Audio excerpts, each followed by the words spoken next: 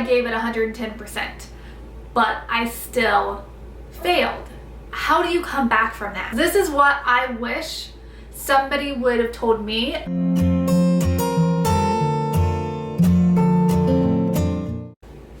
Hey guys, so I'm going to be very honest with you guys in this video, and I'm just going to tell you guys not so much what happened, but what to do after you fail. So I know this happens to everybody. Everybody has a point in their life where they failed at something that's pretty important, and it really gets you down. And you guys might have saw Alan's video last week. He made that for my birthday, so I didn't have to do a video. He thought he was being nice, and I loved it, and I thought it was so sweet. I was very upset because there were things that I failed at that were somewhat out of my control, and there was nothing I could have done different. There was nothing I could have done better, and I know that, and I'm very much aware of that fact. But regardless of how hard I tried or the amount of effort and rationalization and reasoning, and I gave it 110%, but I still failed, and I did not accomplish what I needed to accomplish. And the question is how do you come back from that? How do you continue after you failed? And that's what I want to talk to you guys about today, because this is what I wish somebody would have told me a couple weeks ago when I was in bed crying and Alan was trying to console me, because I'm like, no, I failed. He's like, no, you gave it your best shot, you tried. And I love him because he tries so hard to be supportive and tell me, I did a great job. And I'm like, it doesn't matter how good of a job I did or how hard I tried. I failed, and that was the reality of it. The problem is that it's not something that I could just give up on.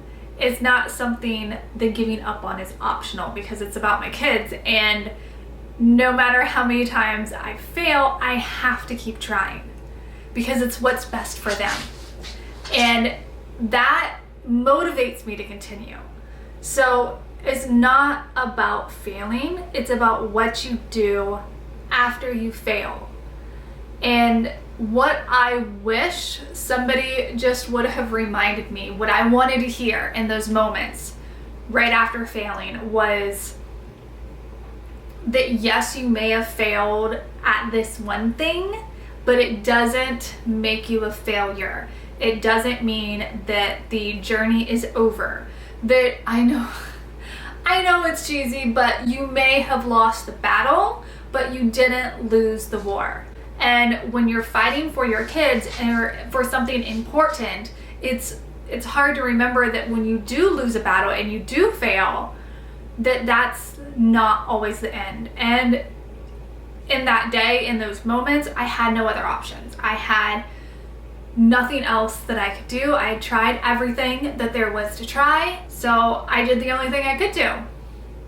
I had to rethink the box. I worked everything I could with inside the box, and the box failed me. It wasn't working. So now I have to figure out what I can do outside the box to make it work.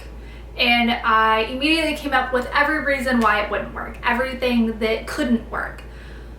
But in the process of coming up with those things that wouldn't and couldn't work, I started coming up with outside answers, outside of the box ideas, other things that are far-fetched and not the easiest, but I'm more than willing to try. Just because you fail at something does not mean that you should give up. Just because one thing didn't work, or 50 things that you've tried didn't work, and there's literally nothing else you can do, you just got to figure out what it is outside the box that you can come up with. And I'm sorry if this isn't making a whole lot of sense, but that's what I needed to hear.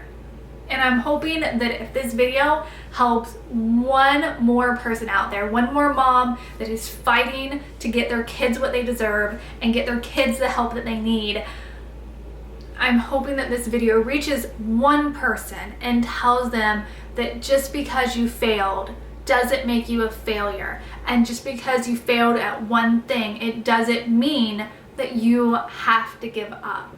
It takes a long time to get to the point that you feel like a failure for me. For me to get to the point that I've failed and I've reached my maximum, it takes a lot.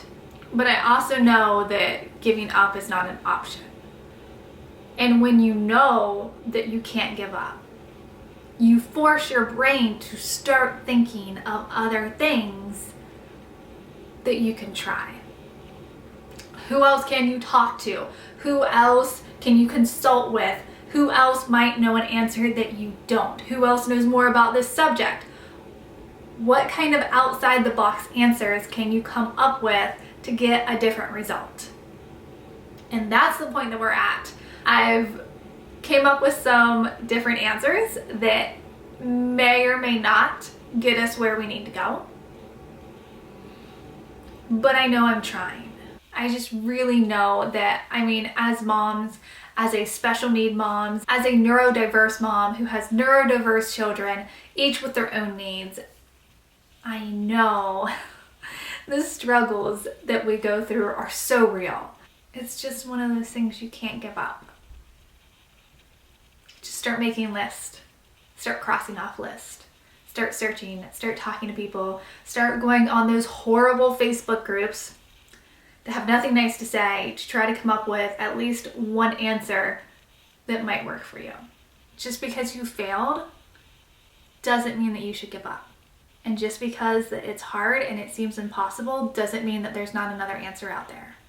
If this helped you at all, please give us a thumbs up. I don't know if this is something that you need to hear today or not, but I hope if you did, that it reaches you. And if it hasn't, please share it with your friends so it can reach somebody who needs to hear that today. I put out new videos every single Tuesday, and if you like this, please subscribe and we can get some more videos like this. We'll see you next week. Bye.